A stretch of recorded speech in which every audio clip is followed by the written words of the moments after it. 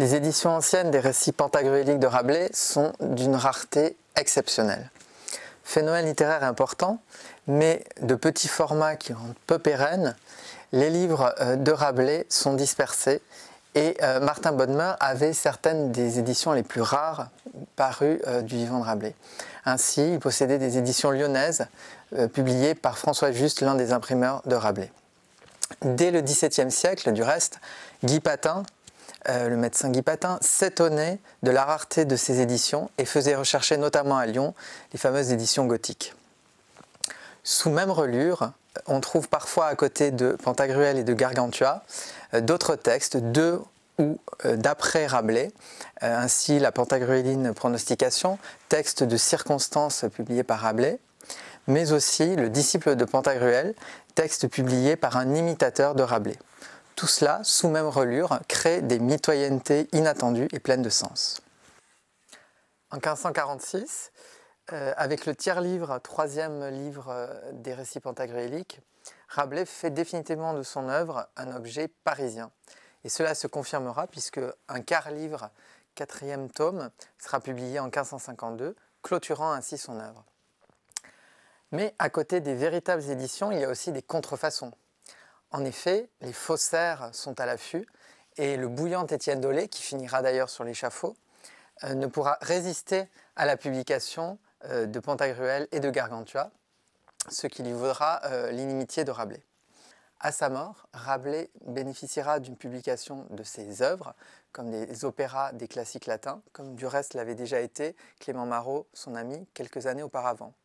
Mais l'œuvre de Rabelais ne restera pas limitée à la langue française, elle circulera dans toute l'Europe dès la fin du XVIe siècle, en allemand d'abord, avec la traduction de Johann Fischart, qui sera vraiment un monument diffusant l'œuvre de Rabelais dans les pays protestants. Et ensuite, au XVIIe siècle, l'anglais se rajoutera à l'histoire avec Urquhart et Le Motteux qui transmettront l'œuvre de Rabelais dans les pays anglo-saxons. Enfin, en 1711, en revenant au français, Jacob Le Duchat donnera la première édition annotée, commentée des œuvres de Rabelais, le faisant entrer un peu plus dans l'histoire littéraire. L'étude des éditions anciennes pour ce qui est de Rabelais revêt une importance toute particulière. En effet, Rabelais fut ce qu'on pourrait appeler un homme d'atelier, c'est-à-dire que, à peu près à toutes les époques de sa vie, il a soigné tout particulièrement la forme matérielle qu'il voulait donner à ses fictions. Que ce soit à Lyon, en gothique, ou à Paris, en caractère romain, il a hanté les officines de libraires et tourné autour des presses. Dès l'époque lyonnaise, Rabelais est rue Mercière, le quartier des imprimeurs. Dans cette rue Mercière, toutes les officines de libraires sont proches les unes des autres. Elles sont aussi proches de l'Hôtel-Dieu, l'endroit où Rabelais exerce la médecine. À partir des années 1532-1533, Rabelais utilise même une devise d'éditeur, les recherches récentes l'ont montré. Cette devise, Agathé Tuké, à la bonne fortune, en grec, se retrouve par exemple sur l'un des fleurons de la Bodmeriana, qui est la réédition du Pantagruel de 1534. On voit bien dans la page de titre de ce Pantagruel de 1534 la devise dans le cartouche en haut de la page de titre. Rabelais était donc à l'époque correcteur d'imprimerie. Il surveillait la diffusion de ses propres œuvres, mais aussi celles d'autres auteurs, comme un certain poète de sa connaissance, Clément Marot, dont il donne aussi les œuvres chez François Juste, son imprimeur en vernaculaire, en 1535.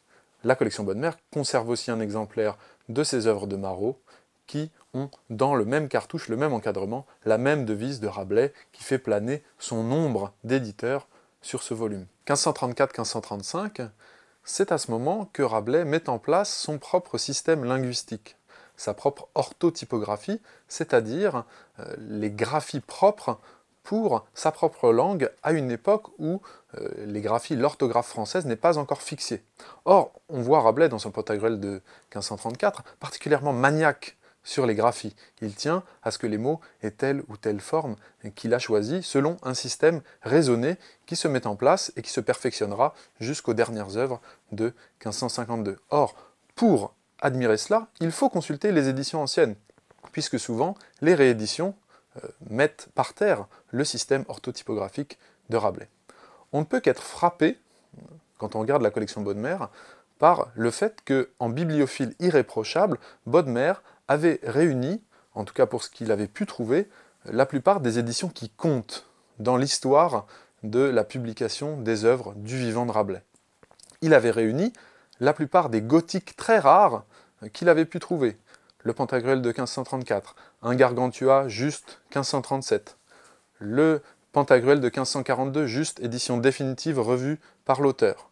Les Grands Annales, dont on sait désormais que ce livre est normand, qui est aussi un livre gothique fort rare.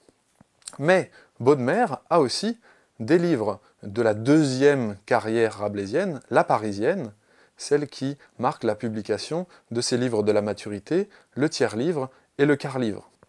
Certes, il manque l'édition Princeps de 1546 du tiers-livre à la collection, mais on trouve en revanche les deux raretés que sont le tiers-livre définitif de 1552 et le quart-livre de 1552, publiés tous deux par Michel Fezanda à Paris.